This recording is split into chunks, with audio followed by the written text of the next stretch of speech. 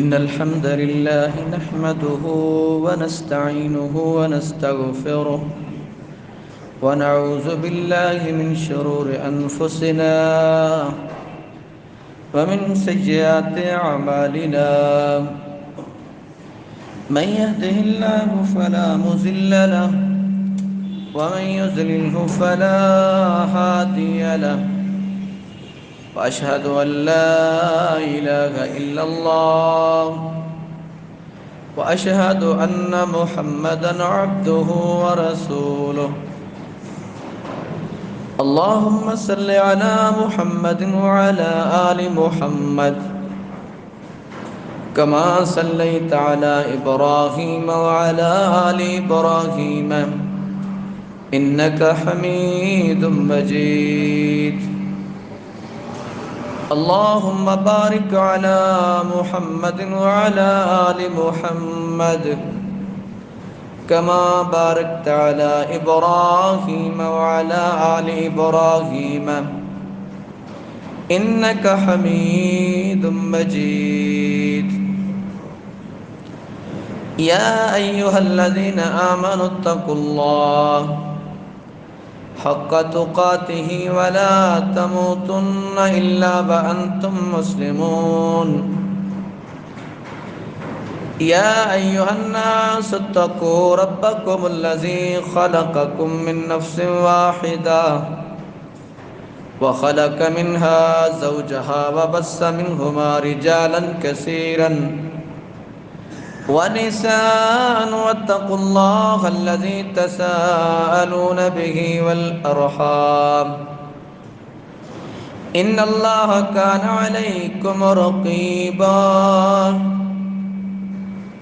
يا أيها الذين آمنوا اتقوا الله وقولوا قولا سديدا يصلح لكم أعمالكم ويغفر لكم ذنوبكم من يطع الله ورسوله فقد فاز فوزا عظيما أما بعد فإن خير الحديث كتاب الله وخير الهدي هدي محمد صلى الله عليه وسلم وشر الأمور محدثاتها وكل محدثة بدعة وكل بدعة ضلالة وكل ضلالة في النار أعوذ بالله من الشيطان الرجيم بسم الله الرحمن الرحيم يا أيها الذين آمنوا كتب عليكم الصيام كما كتب على الذين من قبلكم لعلكم تتقون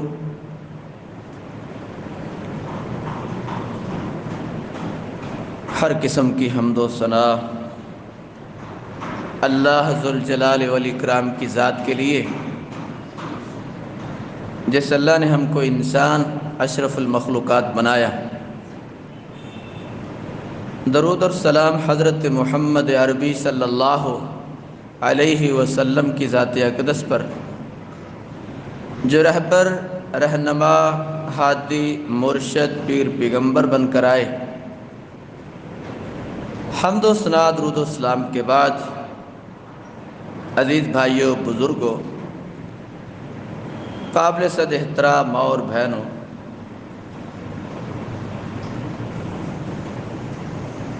دوسرے پارے کی ایک آیت مبارکہ پڑھی ہے۔ اللہ رب العزت ارشاد فرماتے ہیں کہ اے ایمان والو، تم پر رمضان کے روزے فرض کر دیے گئے، اور یہ روزے تم سے پہلی امتوں پر بھی فرض تھے۔ ان امتوں کو روزہ رکھوانے کا مقصد اور تمہیں روزہ رکھوانے کا مقصد ایک ہی ہے۔ وہ کیا ہے؟ لعلکم تتقون، تاکہ تم متقی بن جاؤ۔ متقی کس کو کہتے ہیں؟ جو چھوٹے گناہ بھی چھوڑ دے اور بڑے گناہ بھی چھوڑ دے، اس کو متقی کہتے ہیں۔ اللہ رب العزت کیسے مسلمان اس رمضان کے روزے رکھوا کر بنانا چاہتا ہے؟ اللہ نے سورۃ الفرقان کے اندر متقی لوگوں کی نشانیاں بیان کی۔ آیا کہ وہ نشانیاں ہمارے اندر موجود ہیں؟ کیا وہ روزے جو ہم رکھتے ہیں ایسے مسلمان ہمیں بنا پاتے ہیں کہ جو اللہ کے پسندیدہ اور برگزیدہ ہیں؟ اور ان کی نشانیاں جو قرآن پاک نے بیان کی ہیں، وہ نشانیاں جن کے اندر پائی جائیں وہ عباد الرحمن ہوتے ہیں۔ تو اللہ رمضان کے روزے رکھا کر اپنے بندے بنانا چاہتا ہے، تو ان کی پہلی نشانی متقی لوگوں کی کیا ہوتی ہے؟ وَعِبَادُ الرَّحْمَنِ الَّذِينَ يَمْشُونَ عَلَى الْأَرْضِ هَوْنًا، کہ رحمان کے بندے جب زمین پر چلتے ہیں تو بڑی عاجزی اور انکساری سے چلتے ہیں، تکبر نہیں کرتے۔ روزہ بندے کے اندر عاجزی اور تقوی پیدا کرتا ہے، اور تقوی کی نشانی کیا ہے؟ عاجزی، انکساری۔ بندے کی عاجزی کب متاثر ہوتی ہے؟ جب اس کے پاس 4 ٹکے آ جائیں، 4 پیسے آ جائیں۔ قارون بنیادی طور پر تو ایک نیک انسان تھا، بڑا عبادت گزار تھا، لیکن جوں اس کے پاس مال آتا گیا، اس کا تقوی ختم ہوتا گیا، اس کی عبادت ختم ہوتی گئی، حتیٰ کہ ایک دن وہ اپنے خزانوں کے ساتھ، اپنی فوج ظفر موج غلاموں کے ساتھ وہ نکلتا ہے تو اکڑ اکڑ کر چل رہا ہے کہ مجھ سے بڑا کوئی انسان نہیں۔ لوگوں نے دیکھا، اللہ نے بھی دیکھا۔ اللہ جلدی بندے کو پکڑتا نہیں ہے، مہلت دیتا رہتا ہے کہ بندہ اب ٹھیک ہو جائے گا، اب ٹھیک ہو جائے گا، اب ٹھیک ہو جائے گا۔ وہ بندہ قارون نکلا، تہبند اس کی زمین پر گھسٹ رہی ہے، اکڑ اکڑ کر چل رہا ہے۔ اللہ کو غصہ آتا ہے، اللہ زمین کو حکم دیتا ہے کہ اے زمین، اس کو اپنے اندر نگلنا شروع کر دے۔ خزانوں سمیت وہ قارون زمین کے اندر دھنسنا شروع ہو جاتا ہے۔ نبی صلی اللہ علیہ وسلم نے فرمایا کہ قیامت تک یہ قارون اپنے تکبر کی وجہ سے زمین میں دھنستا چلا جائے۔ چاہیے تو یہ تھا کہ اللہ کی نعمت مال آیا تو عاجزی دکھاتا، انکساری دکھاتا، لیکن وہ تو متکبر ہو گیا۔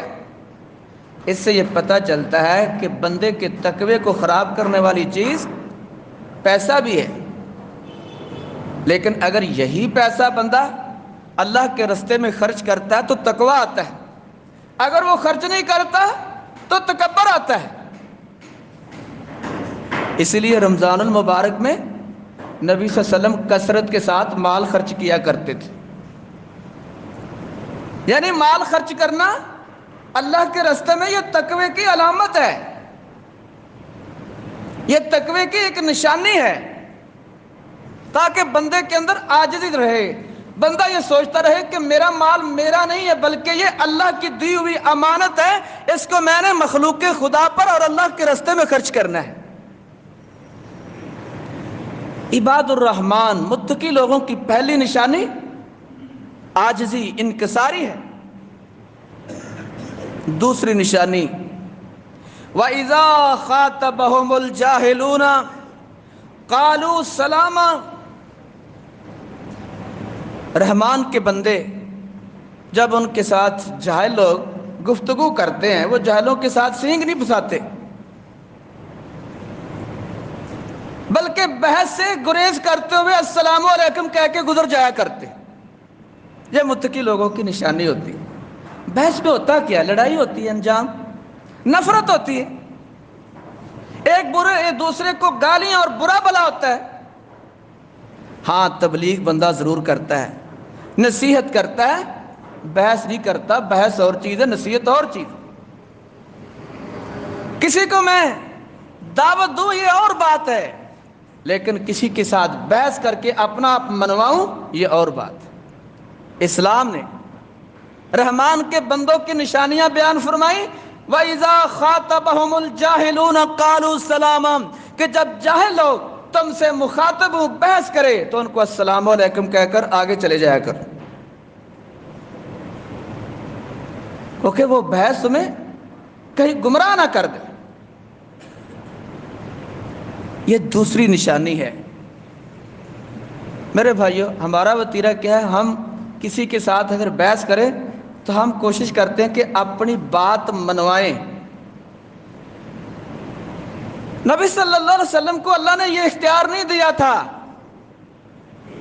بات منواتے نہیں تھے نبی صلی اللہ علیہ وسلم، بلکہ بات سناتے تھے۔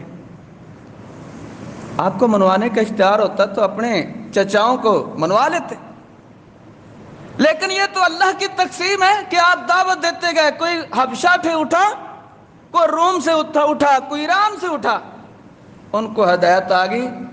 جو اپنے سگے تھے، خون تھا، ان کو ہدایت نہیں آئی، سنا تو انہوں نے بھی تھا۔ تو دوسری نشانی متقی لوگوں کی، رحمان کے بندوں کی کیا ہے؟ کہ جاہل لوگوں سے ساتھ وہ بحث نہیں کیا کرتے۔ تیسری نشانی رحمان کے بندوں کی، والذین یبیتون لربہم سجدا وقیاما، رحمان کے بندے راتیں سو کر نہیں گزارتے، راتیں سجدوں کے اندر، قیام کے اندر گزارتے ہیں۔ نبی صلی اللہ علیہ وسلم کا قیام بڑھ جاتا تھا رمضان المبارک میں۔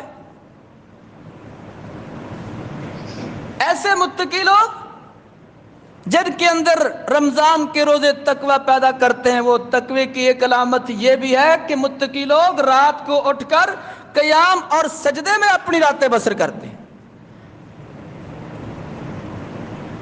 اللہ ایسے متقی لوگ بنانا چاہتا ہے کہ جو راتوں کو باقی 11 مہینے بھی قیام کرے۔ کیا ہمارا قیام رات کو ہے؟ ہم تہجد پڑھتے ہیں، ہماری راتوں میں کیا سجدے اور قیام اور رکوع ہے؟ رمضان تو ایک تربیت ہے، باقی 11 مہینوں کی تربیت ہوتی ہے۔ تیسری نشانی رحمان کے بندوں کی، رحمان کے بندے رات کو اٹھ کر سجدے اور قیام کرتے، یعنی تہجد پڑھا کرتے۔ چوتھی نشانی رحمان کے بندوں کی، والذین یقولون ربنا اصرف عنا عذاب جہنم ان عذابها کان غراما، رحمان کے بندوں کی چوتھی نشانی متقی لوگوں کی کیا ہے؟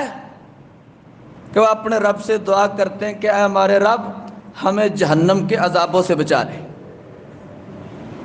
رمضان استغفار کا مہینہ نا، جہنم سے چھٹکارے کا مہینہ ہے۔ اس کے اندر متقی لوگ، رحمان کے بندے اللہ سے دعا کرتے ہیں کہ ہمارے رب ہمیں جہنم کے عذابوں سے بچا لے۔ جہنم کے عذاب کیا ہے؟ اللہ نے جہنم کی آگ کو لگاتار 3000 سال تک بھڑکایا، جلایا، اس کو جہنم میں بند کر دیا۔ اللہ نے اس جہنم کو قابو کرنے کے لیے جہنم کو 70,000 لگامیں پہنا دی، اور ہر لگام کے ساتھ 70,000 فرشتہ لگا دیا اس جہنم کو قابو کرنے کے لیے۔ دنیا کی آگ سے 700 گنا زیادہ تپش والی وہ آگ تیار کن کے لیے کی ہے؟ گوشت پوش کے انسانوں کے لیے۔ ان کو تو کانٹا چبھ جائے کانٹے کی کیا مقدار ہوتی، لیکن اس کی تکلیف کے ساتھ پورا جسم بے چین ہو جاتا ہے۔ سورج اس زمین سے 9 کروڑ میل دور، اس کی تپش ہم برداشت نہیں کر سکتے، جہنم کے عذاب کیسے برداشت کریں گے؟ سانپ اور بچھو کا کاٹنا ہمیں برداشت نہیں، لیکن اللہ کے عذابوں میں سے وہ عذاب جو اللہ نے سانپ اور بچھو تیار کیے ہیں، وہ سانپ دنیا کے اندر آ کر سانس لے لے تو دنیا کی ساری ہریالی ختم ہو جائے۔ اللہ کہتا ہے میرے بندے، ان کی نشانی یہ ہے ربنا اصرف عنا عذاب جہنم، وہ کہتے ہیں ہمارے رب ہم تو کمزور ہیں، اللہ تو ہمیں اپنے دردناک عذابوں سے ہمیں بچا لے۔ مکے کے اندر ایک شخص تھا جس کا نام تھا عبداللہ بن جدعان۔ وہ مکہ کے اندر کوئی بیت اللہ کا طواف، حج، عمرہ یا زیارت کے لیے آتا تو ستو اور جو اور پانی کے ساتھ اس کی ضیافت کیا کرتا تھا۔ ایک دن حضرت عائشہ صدیقہ رضی اللہ عنہ نبی صلی اللہ علیہ وسلم سے پوچھنے لگی کہ یا رسول اللہ صلی اللہ علیہ وسلم، کیا اللہ عبداللہ بن جدعان کو جنت دے گا؟ حضرت عائشہ صدیقہ رضی اللہ عنہ کو نبی صلی اللہ علیہ وسلم جواب دیتے ہیں کہ اللہ عبداللہ بن جدعان کو جنت نہیں دے گا۔ حضرت عائشہ صدیقہ رضی اللہ عنہ کہنے لگی کہ یا رسول اللہ علیہ وسلم، وہ تو بڑا صدقہ خیرات کرتا ہے، حاجیوں کی خدمت کرتا ہے۔ آپ نے فرمایا کہ عبداللہ بن جدعان نے کبھی یہ دعا نہیں کی تھی کہ اللہ مجھے معاف فرما دے، اللہ مجھے جہنم کے عذابوں سے بچا لے۔ اس سے یہ پتہ چلتا ہے کہ بندہ جتنا مرضی صدقہ خیرات کر لے، لیکن جب سب رب سے دعا نہیں نہ کرے گا، اللہ اس کو معاف نہیں کرے گا۔ اسی لیے کہا گیا کہ دعا عبادت کا مغز ہے، دعا کرتے رہنا چاہیے۔ تو اللہ نے متقی لوگوں کی، عباد الرحمن کی چوتھی نشانی کیا بیان فرمائی کہ رحمان کے بندے اللہ سے یہ دعائیں کرتے، اللہ ہمیں جہنم کے عذابوں سے معاف فرما، جہنم کے عذابوں سے بچا۔ پانچویں نشانی رحمان کے بندوں کی، والذین اذا انفقوا لم یسرفوا، رحمان کے بندوں کی پانچویں نشانی، جن کو اللہ روزے رکھواتا، متقی بناتا ہے، متقی لوگوں کی پانچویں نشانی کیا ہے؟ جب وہ خرچ کرتے ہیں تو فضول کاموں میں پیسہ خرچ نہیں کرتے۔ عباد الرحمن متقی لوگ فضول کاموں میں پیسہ خرچ نہیں کرتے۔ فضول کام کیا ہے؟ اگر ایک بندے کا گزارا 3-4 سوٹوں میں ہوتا ہے، اس نے 10-15 بنا لیے، یہ فضول خرچی ہے۔ اس کی جوتیاں 2 میں گزارا ہوتا ہے، اس نے 8-10 جوتیاں لے رکھی، جوتے لے رکھے، یہ فضول خرچی۔ اچھا، گھر کے اندر اتنا سامان پڑا ہوا کبھی استعمال ہی نہیں ہوا۔ گھر میں لڑائی کس بات کی ہوتی ہے؟ اگر 2 بیٹوں کی شادی ہے، 2 بیٹوں کی شادیاں ہوئی ہیں، دونوں کے پاس جہیز کا سامان پڑا ہوا، لڑائی اس بات پہ ہوتی جی میرا سامان کیوں استعمال ہوتا، اس کا کیوں نہیں ہوتا، اسی بات پہ لڑائی نا۔ گھر بھرے ہوتے ہیں لیکن استعمال نہیں ہوتے۔ نبی صلی اللہ علیہ وسلم نے فرمایا کہ جو چیزیں استعمال ہوگی اس کا حساب نہیں ہوگا، جو چیزیں استعمال ہوگی اس کا حساب نہیں ہوگا، جو چیزیں استعمال نہیں ہوگی کل قیامت کے دن اس کا حساب ہوگا۔ برتن پڑے ہوتے ہیں، استعمال نہیں ہوتے۔ پیٹیوں کے اندر صندوق بھرے ہوتے ہیں بستروں سے، سال استعمال ہی نہیں ہوتے۔ فضول خرچی، اللہ کہتے ہیں رحمان کے بندے فضول خرچ تو نہیں ہوتے۔ فضول خرچ کون ہوتے ہیں؟ اللہ فرماتے ان المبذرین کانوا اخوان الشیاطین، فضول خرچی کرنے والے لوگ شیطان کے بھائی ہوتے ہیں، رحمان کے بندے نہیں ہوتے۔ شادی ہے، اچھا شادی ایجاب و قبول کا نام ہے، لیکن شادی کے اندر اتنی درجنوں رسمیں آ گئی، ہر رسم پیسہ مانگتی، ہر رسم فضول خرچی بھی کرواتی۔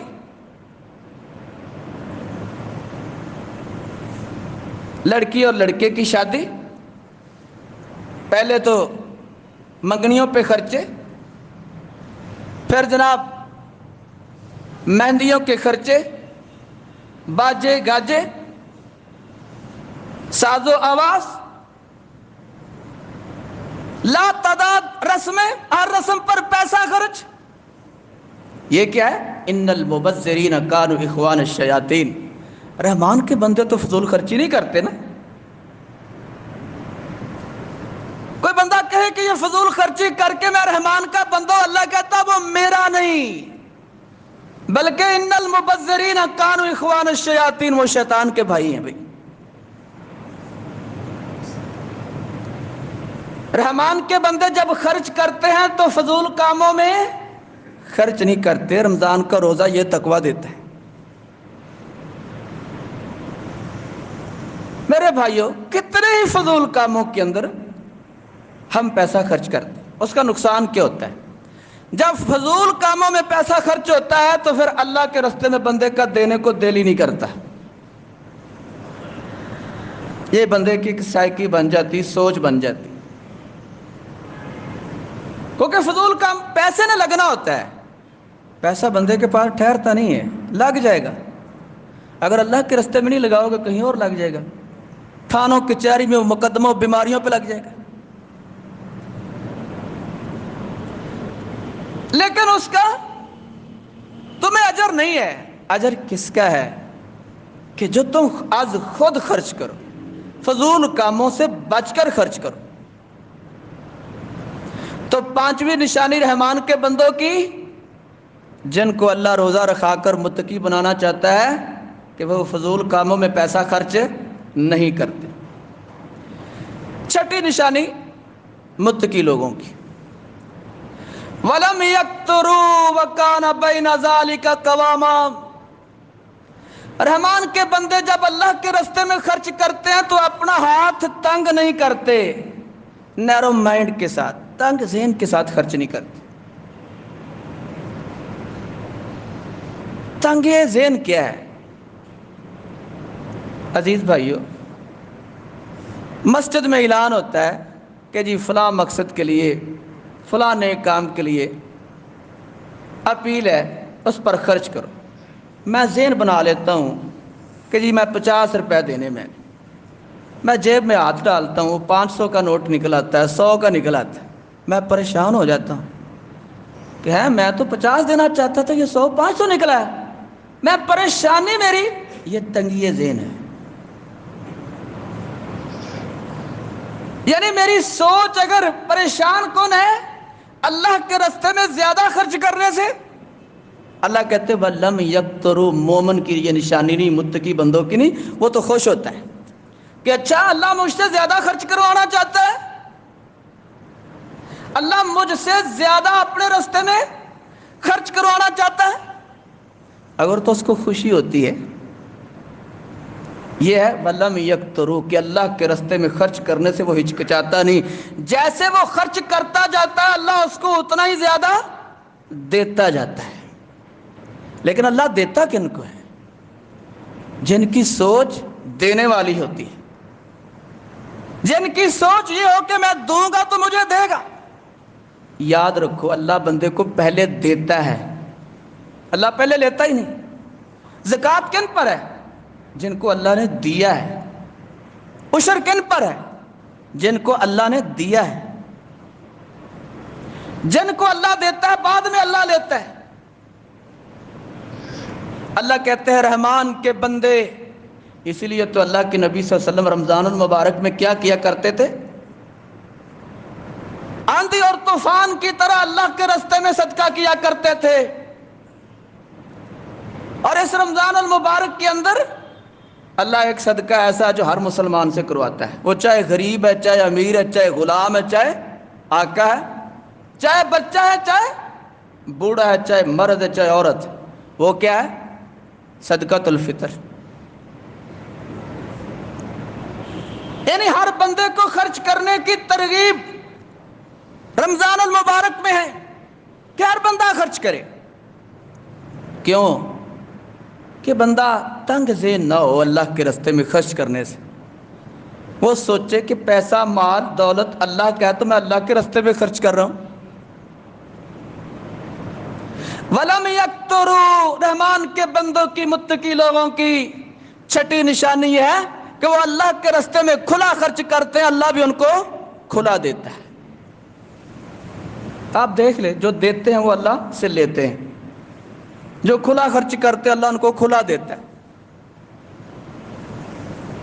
جو کھلا خرچ نہیں کرتے اللہ کے راستے میں تنگ ذہن ہوتے ہیں، تو پیسہ تو ان کے پاس آتا ہے لیکن جاتا وہ بیماریوں، تھانوں، کچہریوں اور مختلف ہیلوں بہانوں سے پیسہ نکل جاتا ہے۔ اگر وہ بندہ اللہ کے راستے میں خرچ کرتا تو الصدقہ تو رد البلا، صدقہ آنے والی بلاؤں کو ٹال دیتا ہے۔ نبی صلی اللہ علیہ وسلم نے فرمایا کہ آسمان سے روزانہ 2 فرشتے آتے ہیں، وہ سارا دن بندوں کو ملتے ہیں، لوگوں کا جائزہ لیتے ہیں۔ اچھا، جائزہ کس چیز کا لیتے ہیں؟ حدیث میں کیا آتا ہے؟ صرف پیسے کا جائزہ لیتے ہیں کہ آیا کتنا خرچ اللہ کے راستے میں کتنا کیا۔ شام کو جاتے ہوئے دونوں فرشتے دعا کرتے ہیں، کہتا کہ یا اللہ آج فلاں فلاں بندے نے تیرے راستے کے اندر اتنا خرچ کیا ہے، اللہ اس کے مال میں اضافہ کر دے۔ دوسرا فرشتہ کیا کہتا ہے؟ آمین۔ اللہ ان کی دعا سن لیتا ہے، قبول کر لیتا ہے۔ فرشتوں کی اللہ دعا رد نہیں کرتا۔ کن کن لوگوں کی اللہ دعا رد نہیں کرتا؟ بچوں کی اللہ دعا رد نہیں کرتا۔ حضرت عمر فاروق رضی اللہ عنہ جب بازار سے گزرتے، وقت کے امیر المومنین ہیں، بچوں کو کھیلتے ہوئے دیکھتے، کہتے بیٹا ادھر آؤ، پاس بلا کر کہتے کہ دعا کرو کہ بیٹا اللہ عمر کو معاف فرما دے۔ کسی نے پوچھا، بچوں سے کہا یہ بچے ابھی ان کے گناہ نہیں لکھے جا رہے، یہ معصوم ہوتے، اللہ ان کی دعا کو رد نہیں کرتا۔ دوسرا، اللہ فرشتوں کی دعا کو رد نہیں کرتا۔ تیسرا، اللہ نبیوں کی دعا کو رد نہیں کرتا۔ نبیوں کا سلسلہ تو بند ہو گیا، 2 لوگ تو موجود ہیں نا، فرشتے موجود ہیں، روزانہ آتے ہیں، بچے موجود ہیں۔ تو فرشتے جاتے ہوئے دعا کیا کرتے ہیں؟ یا اللہ آج فلاں فلاں بندے نے تیرے راہ میں مال خرچ کیا ہے، اس کے مال میں اضافہ کر دے، تو کسی طریقے سے 10 گنا اضافہ ہو جاتا ہے۔ دوسرا فرشتہ دعا کرتا ہے کہ یا اللہ آج فلاں فلاں بندے نے تیرے راستے کے اندر 1 ٹکا بھی خرچ نہیں کیا، جو اس کے پاس مال موجود ہے اس کے اندر کمی پیدا کر دے۔ اس پر کوئی بیماری آ جاتی، کوئی مصیبت آ جاتی، پیسے لگنے کی جگہ بن جاتی ہے، اس کا پیسہ لگنا شروع ہو جاتا ہے۔ دونوں کی دعا اللہ سن لیتا ہے۔ اسی لیے عزیز بھائیو، صبح کے وقت صدقہ جو ہوتا ہے نا، یہ شام تک آنے والی بلاؤں سے اور فرشتوں کی دعا ہمارے حق میں قبول ہونے کے لیے یہ بہترین صدقہ ہے۔ تھوڑا کر لیا کرو، کوئی اسلام نے مقدار مقرر نہیں کی کہ اتنا ہی کرو، جتنا کر سکتے ہو کرو۔ تو عزیز بھائیو، چھٹی نشانی رحمان کے بندوں کی کہ اللہ کے راستے میں خرچ کرنے سے وہ ہچکچاتے نہیں۔ 7ویں نشانی، والذین لا یدعون مع اللہ الہا آخر، رحمان کے بندوں کی 7ویں نشانی ہے، رحمان کے بندے متقی لوگ اللہ کے ساتھ عبادت میں کسی کو شریک نہیں ٹھہراتے، اللہ کے علاوہ وہ غیر اللہ کی عبادت نہیں کرتے۔ نبی کس لیے آئے ہیں؟ نبی شرک کے خلاف آئے، اللہ کی وحدانیت کے لیے آئے۔ نبی لا الہ الا اللہ کے لیے آئے ہیں۔ نبیوں کا ایک ہی نعرہ ہوتا تھا کہ لا الہ الا اللہ، اللہ کے علاوہ کوئی عبادت کے لائق نہیں۔ 1.25 لاکھ نبی پیغمبر آئے، رسول آئے، یہی کہا نا کہ غیر اللہ کی عبادت شرک ہے، اللہ کے علاوہ کسی اور کی عبادت کرو گے شرک کرو گے، اور مشرک جتنے مرضی نیک اعمال کر لے اللہ اس کو جنت نہیں دے گا۔ بڑے اچھے نظریے کے ساتھ لوگ شرک کرتے، شرک ہمیشہ عبادت کے نظریے کے ساتھ ہی کیا جاتا ہے۔ عیسائیوں نے اچھا نظریہ تھا، دیکھنے کو تو اچھا تھا، لیکن حقیقت میں وہ شرک تھا۔ کیا کہ عیسیٰ علیہ السلام اللہ کے بیٹے ہیں، کوئی ان کا باپ نہیں، تو باپ تو اللہ ہی ہے، نعوذ باللہ۔ عیسیٰ علیہ السلام اللہ کے بیٹے ہیں، اللہ عیسیٰ کے باپ ہیں، یہ شرک کیا۔ یہودیوں نے کہا کہ عزیر ابن اللہ، عزیر اللہ کے بیٹے ہیں۔ ہم مسلمان بھی شرک کرتے ہیں، ہم کہتے ہیں کہ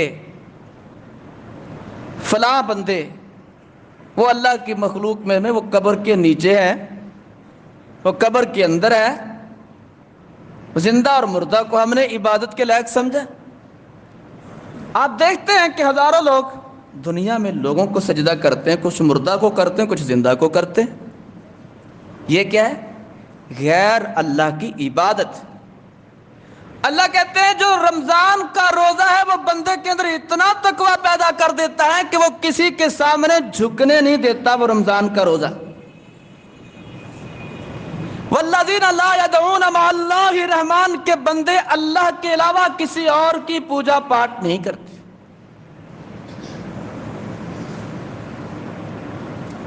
اللہ نے قرآن پاک میں فرمایا کہ میرے نبی قل هو اللہ احد، لوگوں کو کہہ دو کہ میں اللہ اکیلا ہوں، میرا کوئی بیٹا نہیں ہے، میرا کوئی باپ نہیں، میری کوئی برابری کرنے والا نہیں، میں تم سب سے بے نیاز ہوں، تم سب میرے محتاج ہو، میں کسی کا محتاج نہیں ہوں، میری کوئی برابری کرنے والا نہ کوئی پیدا ہوا ہے، نہ کوئی برابری کر سکتا ہے۔ تو رحمان کے بندے مواحد ہوتے ہیں، متقی ہوتے ہیں، مشرک نہیں ہوتے۔ تو ساتویں نشانی رحمان کے بندوں کی کہ رحمان کے بندے اللہ کے علاوہ کسی اور کی عبادت نہیں کیا کرتے۔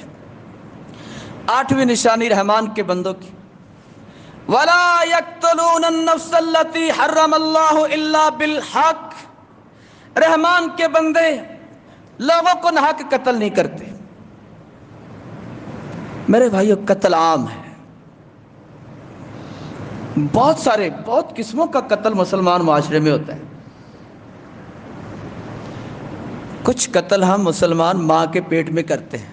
اللہ کیا کہتے ہیں؟ وَلَا تَقْتُلُوا أَوْلَادَكُمْ مِنْ خَشْيَةِ إِمْلَاقٍ، اپنی اولاد کو بھوک کے ڈر سے مت قتل کرو۔ ایک سلوگن چلتا ہے دنیا میں کہ بچے دو ہی اچھے، باقی بچے آئیں گے تو ہم قتل کریں گے۔ پہلے لوگ پیدا ہونے کے بعد قتل کرتے تھے، اب ماں کے پیٹ میں قتل کرتے ہیں۔ فرق صرف یہی پڑا ہے، پہلے دنیا میں آنے کے بعد قتل ہوتے تھے، کس لیے؟ کھائیں گے کہاں سے، کھلائیں گے کہاں سے؟ اللہ فرماتے ہیں وَلَا تَقْتُلُوا أَوْلَادَكُمْ مِنْ خَشْيَةِ إِمْلَاقٍ نَحْنُ نَرْزُقُكُمْ وَإِيَّاهُمْ، اپنی اولادوں کو بھوک کے ڈر سے قتل مت کرو، ہم تم کو بھی رزق دے رہے ہیں، ان کو بھی رزق دیں گے، ان کو بھی رزق دیں گے۔ تم پیدا ہوئے تھے، تمہیں کس نے پالا تھا؟ میں نے پالا تھا۔ تم کیسے یہ تصور کر لیتے ہو کہ میری اولاد کیسے پلے گی؟ اچھا، دوسرا قتل میرے بھائیوں،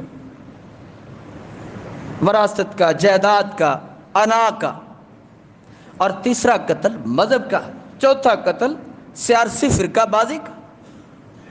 بے شمار قتل ہیں، سارے قتل حرام ہیں۔ اللہ کہتے ہیں وَلَا يَقْتُلُونَ النَّفْسَ الَّتِي حَرَّمَ اللَّهُ، اللہ نے مسلمان کا قتل حرام قرار دیا ہے، اور جو کسی مسلمان کو قتل کرتا ہے 4 سزائیں بیان کی ہیں اللہ نے اس کے لیے۔ اللہ فرماتے ہیں وَمَن يَقْتُلْ مُؤْمِنًا مُتَعَمِّدًا فَجَزَاؤُهُ جَهَنَّمُ، جو کسی مسلمان کو جان بوجھ کر قتل کرتا ہے اس کا ٹھکانہ ہمیشہ کے لیے جہنم بن جاتا ہے۔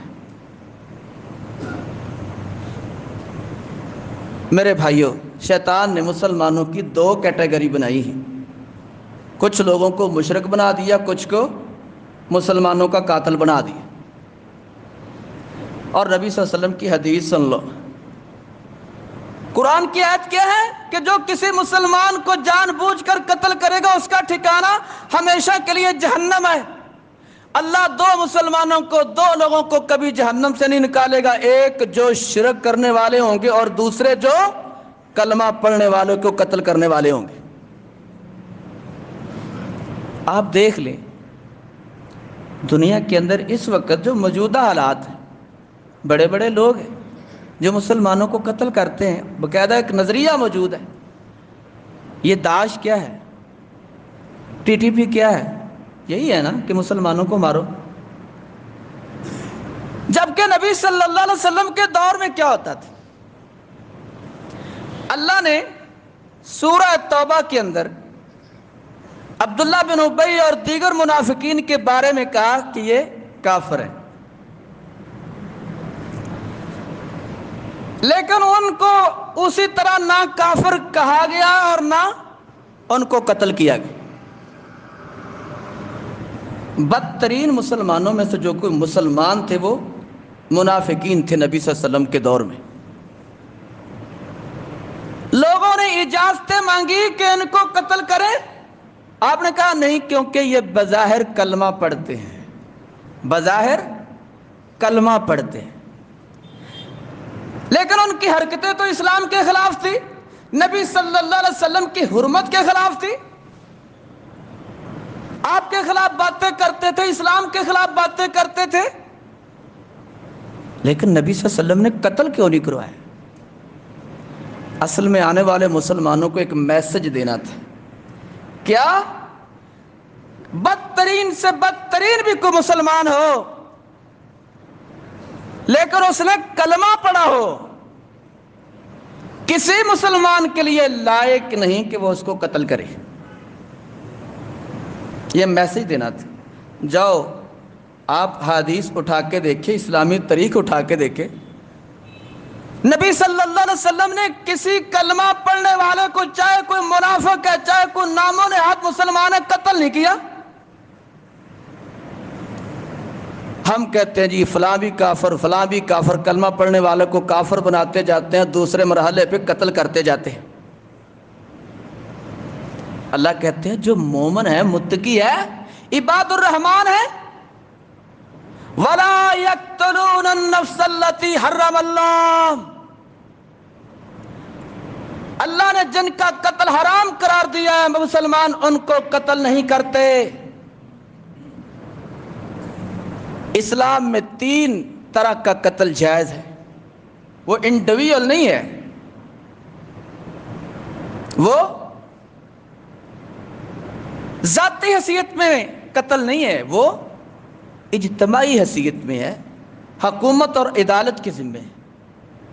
پہلا قتل اس کا جائز ہے جو کسی مسلمان کو، کلمہ پڑھنے والے کو قتل کر دیتا ہے تو قتل کے بدلے میں وہ قتل ہوگا، لیکن یہ بذریعہ عدالت اور حکومت ہوگا، قانون خود اپنے ہاتھ میں نہیں لے گا۔ دوسرا قتل اس مسلمان کا جائز ہے جو شادی شدہ ہے لیکن اس پر زنا کی حد قائم ہو رہی ہے، 4 گواہ اس پر بھگت رہے ہیں، شادی شدہ ہے، اس کو زمین کے اندر گاڑ کر پتھر مار کر مار دیا جائے گا، لیکن یہ بھی سزا بذریعہ عدالت اور حکومت ہے۔ تیسرا وہ مسلمان جس کا قتل جائز ہے، وہ اسلام چھوڑ دیتا، مرتد ہو جاتا، اللہ اور رسول کا انکار کر دیتا ہے، اسلام کی نعوذ باللہ تکذیب کرتا ہے، تو وقت کا حکمران اس کو قتل کرے گا۔ یہ سارے قتل بندے کے انفرادی نہیں ہیں، حکومتی اور عدالتی ہیں۔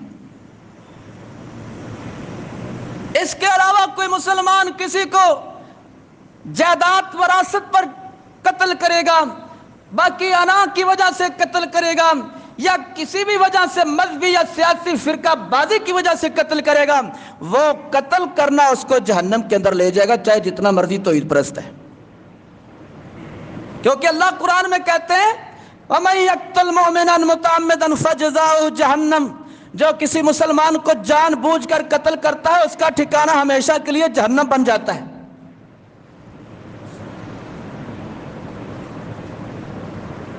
عزیز بھائیو، 10ویں نشانی متقی لوگوں کی رمضان کا روزہ جن کے اندر تقوی پیدا کرتا ہے وہ کیا ہے؟ وَلَا يَزْنُونَ، کہ رحمان کے بندے متقی لوگ زنا نہیں کرتے، وہ زانی نہیں ہوتے۔ اللہ نے زنا سے بچنے کے لیے بندے کو 4 آپشن دیے ہیں۔ اللہ کہتا ہے کہ تیری آنکھ کے اندر حیا نہ رہے تو شادی کر اور حیا پیدا کر، شادی کے بعد پھر حیا نہ رہے، غیر عورت کی طرف آنکھ اٹھے، مسنا تو دوسری شادی کر لے، اپنی پسند کی کر لے، دوسری شادی کے بعد آنکھ غیر عورت کی طرف اٹھتی ہے، وَثُلَاثَ، تو تیسری شادی کر لے، تیسری شادی کے بعد آنکھ پھر غیر عورت کی طرف اٹھتی ہے، وَرُبَاع، تو چوتھی کروا لے۔ اللہ نے ایک 5واں آپشن بھی، چوتھا آپشن بھی دیا ہے، وہ کیا ہے؟ وہ ہے طلاق۔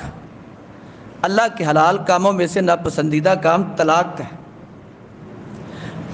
لیکن اللہ نے مسلمان کو پاک رکھنے کے لیے، طیب اور طاہر رکھنے کے لیے اللہ نے کہا اگر تیرا ایک عورت کے ساتھ نباہ نہیں ہوتا، عورت کو حق دیا تو خلا لے سکتی ہے، مرد کو حق دیا تو طلاق دے سکتا ہے، اپنی پسند کی اور شادی کروا لے۔ کیوں؟ اللہ پاک ہے، نبی بھی پاک ہے، قرآن بھی پاک ہے۔ اللہ کہتے ہیں ان تینوں کو ماننے والا مسلمان بھی پاک رہنا چاہیے، جو زنا کرتا ہے وہ پاک نہیں رہتا۔ آج آپ دیکھ لیں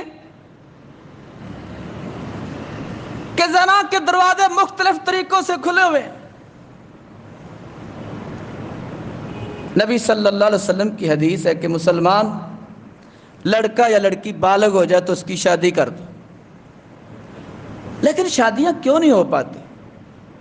3 کروڑ کے لگ بھگ خواتین پاکستان میں ایسی ہیں کہ جو اپنی عمر کو تو پہنچ چکی ہیں، اپنی عمر، شادی کی عمر گزار رہی ہیں، لیکن وہ نکاح نہیں ہو پاتا۔ مختلف رکاوٹیں ہیں، کیا کیا ہے؟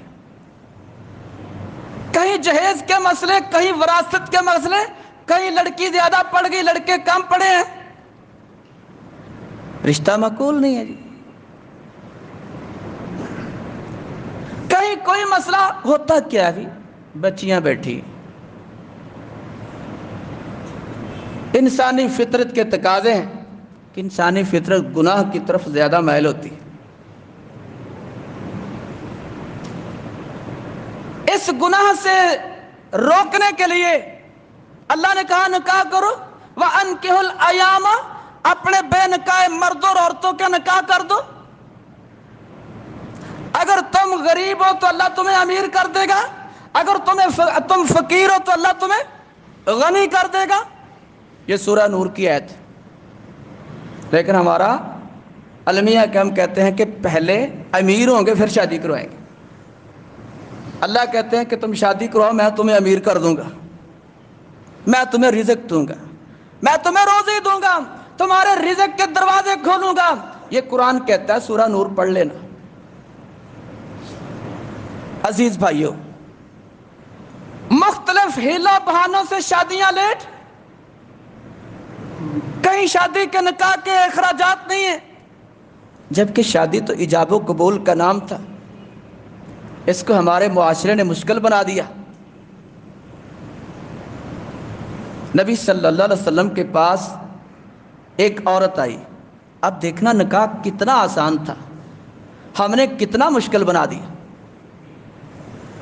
نبی صلی اللہ علیہ وسلم کے پاس ایک عورت آئی، کہا کر کہنے لگی یا رسول اللہ صلی اللہ علیہ وسلم، میں اپنا آپ کو ہبہ کرتی ہوں، میں آپ کے ساتھ شادی کروانا چاہتی ہوں۔ آپ نے فرمایا جی مجھے تو شادی کی ضرورت نہیں ہے۔ پاس ایک صحابی بیٹھے ہوئے تھے، کہنے لگے یا رسول اللہ صلی اللہ علیہ وسلم، اگر آپ نے شادی نہیں کروانی تو اس کی شادی میرے ساتھ کر دو۔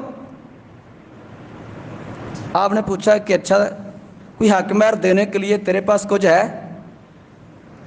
وہ کہنے لگا جی صرف تن کے کپڑے ہیں، اس کے علاوہ میرے پاس کوئی اثاثہ نہیں۔ آپ نے اس کو یہ نہیں کہا کہ جا یار پہلے کمائی کر، شادیاں ایسے نہیں ہوتی۔ پوچھا کیا کوئی قرآن آتا ہے؟ شادی کس بنیاد پر ہو رہی ہے ذرا دیکھنا۔ ہماری بنیاد کیا ہے؟ نبی صلی اللہ علیہ وسلم کی تعلیمات کی بنیاد کیا ہے شادی کی؟ کہا قرآن آتا ہے؟ کہا ہاں جی یا رسول اللہ علیہ وسلم فلاں فلاں صورتیں اور آیتیں آتی ہیں۔ کہا اچھا قریب آ، کہا کہ وہ صورتیں اور آیتیں اپنی ہونے والی بیوی کو یاد کروا دینا، انہی صورتوں اور آیتوں کے حق مہر کے بھائی بس تیرا نکاح اس عورت سے کر دیا گیا۔ وہ اس کی بیوی، وہ اس کا خامد بن گیا۔ لو یہ شادی ہوگی۔ ہمارے ہاں شادی ہوتی 500 گھر کو وقت پڑا ہوتا ہے۔ اس کا نقصان کیا کہ زنا کے دروازے کھلے، زنا سستا ہو گیا۔ یاد رکھو جب معاشرے میں نیکی مشکل ہو جاتی ہے تو برائی سستی ہو جاتی ہے۔ زنا والی برائی سستی کیوں ہے؟ کیونکہ شادی والی نیکی مشکل ہوگی۔ نبی صلی اللہ علیہ وسلم کے دور میں لوگ 4 چیزوں کی بنیاد پر شادیاں کیا کرتے تھے۔ آپ نے فرمایا مسلمانوں ان 4 میں سے تم نے کس بنیاد پر شادی کرنی ہے؟ لوگ دیکھتے ہیں حسب نسب برادری کہ میں فلاں برادری کے اندر اپنی لڑکی یا لڑکے کی شادی کروں گا۔ دوسرا آپ نے فرمایا لوگ دیکھتے ہیں مال و دولت۔ آپ نے فرمایا کہ لوگ مال و دولت دیکھتے ہیں کہ فلاں گھر کے اندر مال دولت زیادہ ہے، ہمارا لڑکی لڑکا سکھی رہے گا، اس کی شادی ادھر کر دو۔ تیسرا آپ نے فرمایا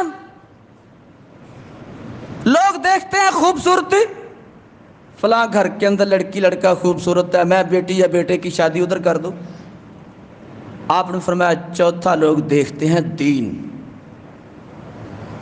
کہ فلانے گھر کے اندر لوگ دیندار ہیں، بچی نمازی ہے، باپ پردہ ہے، بیٹا داڑھی والا ہے، نمازی ہے، تقوی والا ہے۔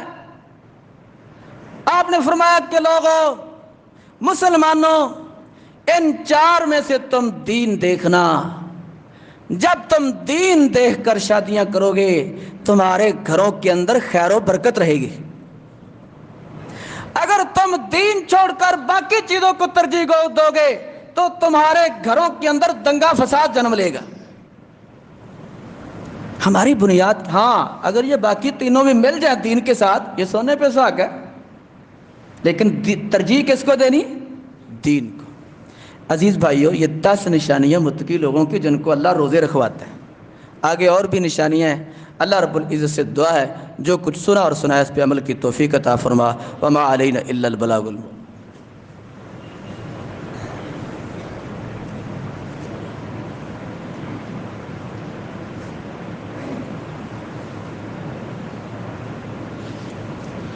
إن الحمد لله نحمده ونستعينه ونستغفره ونعوذ بالله من شرور أنفسنا ومن سيئات أعمالنا من يهده الله فلا مضل له ومن يضلله فلا هادي له وأشهد أن لا إله إلا الله وأشهد أن محمدا عبده ورسوله اللهم صل على محمد وعلى آل محمد كما صليت على إبراهيم وعلى آل إبراهيم إنك حميد مجيد اللهم بارك على محمد وعلى آل محمد كما باركت على إبراهيم وعلى آل إبراهيم إنك حميد مجيد يا أيها الذين آمنوا اتقوا الله حق تقاته ولا تموتن إلا وأنتم مسلمون يا أيها الناس اتقوا ربكم الذي خلقكم من نفس واحدة وخلق منها زوجها وبث منهما رجالا كثيرا ونساء واتقوا الله الذي تساءلون به والأرحام